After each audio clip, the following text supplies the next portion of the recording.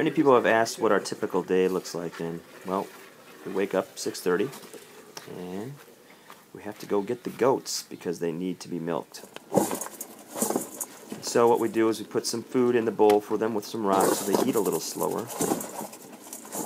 And then we milk 2 goats. We milk Bella and Lillian.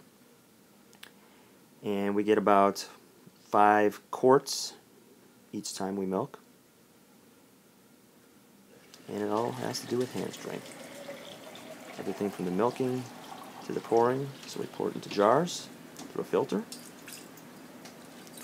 Fill the jars. Put the lids on. And then we put them into a big freezer for about 2 hours, unless we're going to freeze the milk and use it later for making cheese. So it'll stay in there at 0 degrees, and then it'll eventually make its way to the refrigerator for consumption.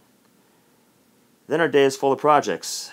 We make things like food dehydrators, so we can dry out food and store the food, get the liquid out of the food, and this happens to be a dehydrator that I used, the design from Carlos Bill, and we put some squash in there.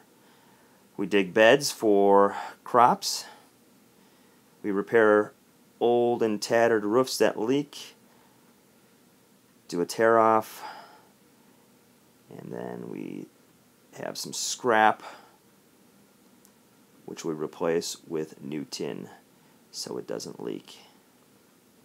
We can store things underneath these awnings without worrying about them being ruined.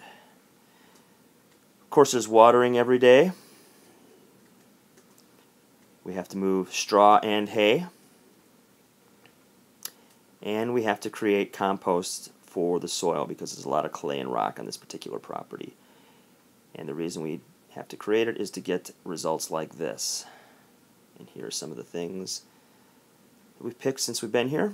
Of course, during the day we have to collect eggs from the ducks and the chickens. And we have some results of our labors. Also have to do a little bit of maintenance on the property, trimming some branches that hang over places. Have to reinforce fencing to keep gophers and squirrels out from the crops. To keep the local cows from eating stuff on our side of the fence line. And of course there's always more watering and weeding.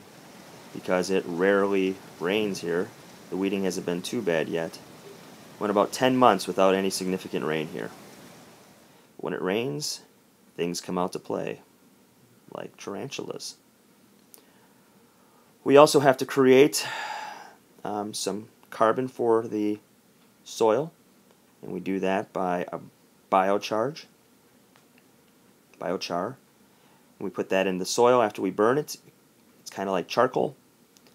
And we can also use the heat from the biochar to make things that we can. Then we put the animals away, the goats, the chickens, and once in a while we have time for friends in between all this to come, because we all know friends bring gifts.